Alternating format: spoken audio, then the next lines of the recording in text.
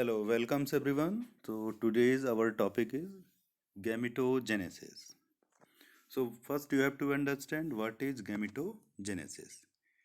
Gametogenesis is a process that in which the formation of gametes takes place in the organism. So here we will discuss gametogenesis in the human being.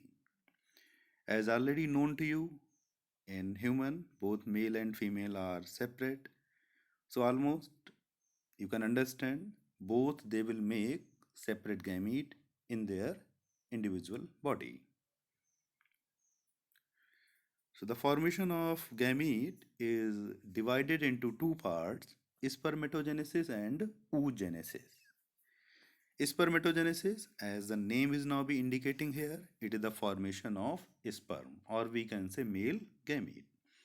And the formation of female gamete is known as oogenesis. So one by one we will discuss in detail. First we will go through the spermatogenesis.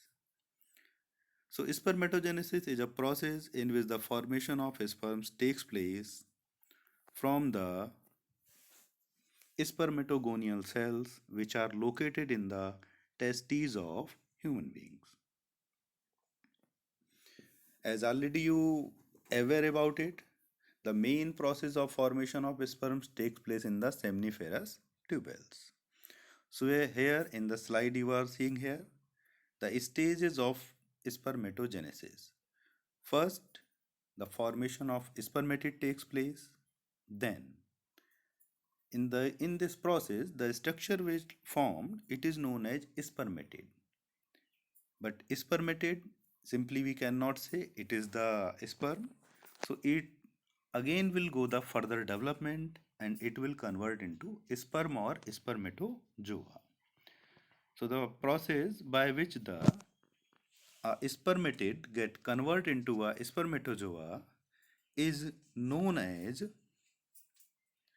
spermiogenesis.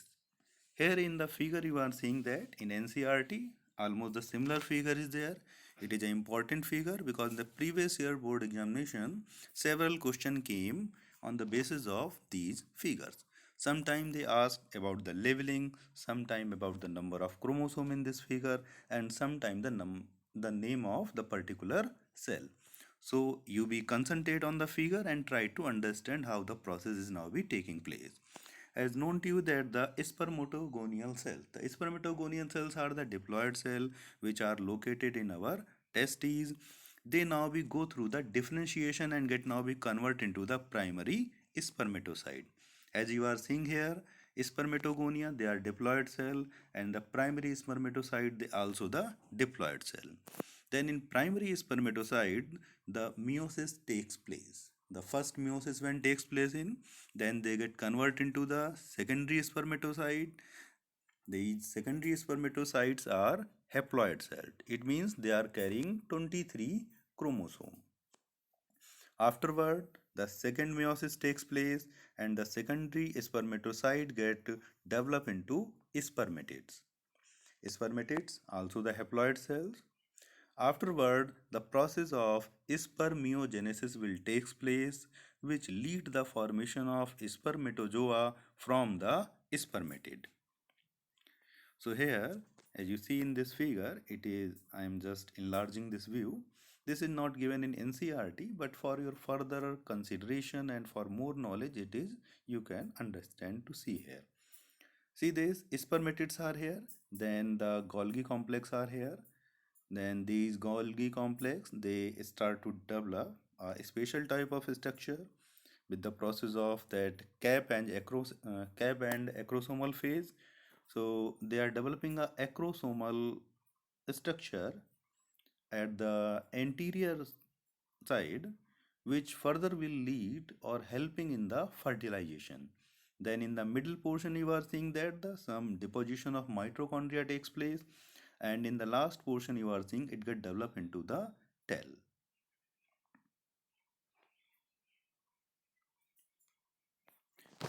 So as you understood that the spermatogonial cells, these are the main cells by which the formation of sperm will takes place.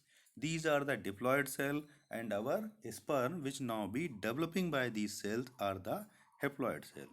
The detailed study about the meiosis you already studied in class 11.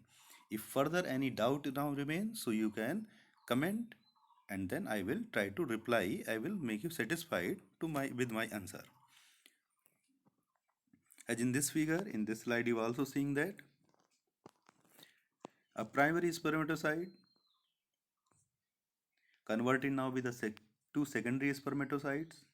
Then a secondary spermatocyte get converted into two spermatids, which result the formation of four spermatids from a primary spermatocyte.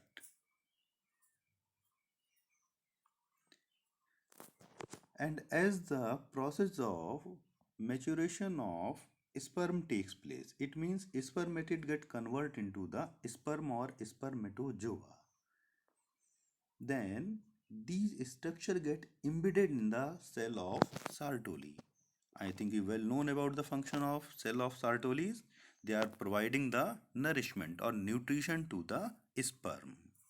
So that's why they get embedded with their head in these structures, and afterward when they get released from the seminiferous tubules after the maturation, then this process is known as spermiation. Here you make the thing in clear in your mind that the term is very important, because in previous year board examination the question asked in the 1 mark, what is the process by which now be the sperm get released from the seminiferous tubule. So you could not be confused there. You will simply write the answer spermiation.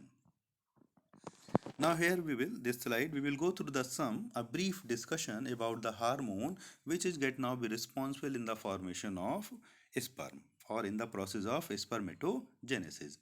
As hypothalamus, already the known part of brain is here which regulate the functioning of pituitary.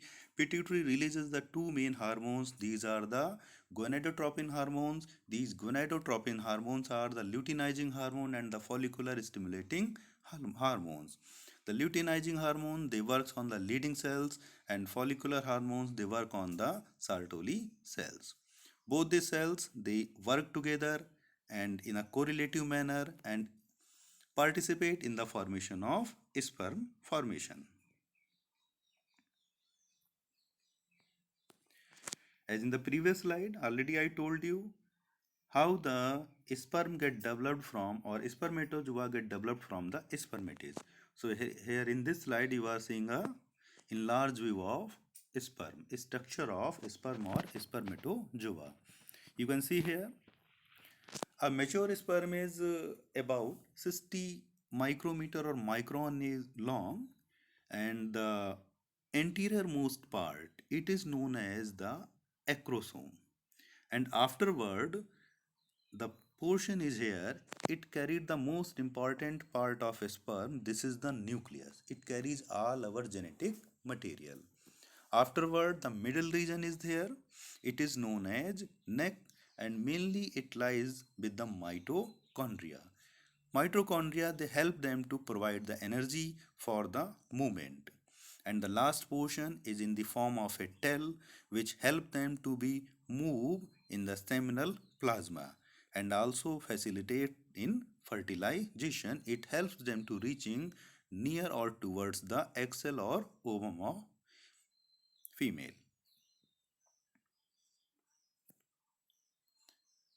In this slide you can see some comment regarding the head and the middle region and about the tail. So as already I told, what is the structure of head? Head is the important reason. It is carrying the acrosome which contains the Golgi complex. They are releasing some lytic enzymes which facilitate the fertilization. Middle piece, mainly the mitochondria, provide energy for the movement, and tail help in the locomotion. So here, how much sperm in per ejaculation? This question can also be come in the board examination. So as per NCERT also given here, per ejaculation it contains likely be 200 to 300 million sperm during a coitus, or we can say per ejaculation.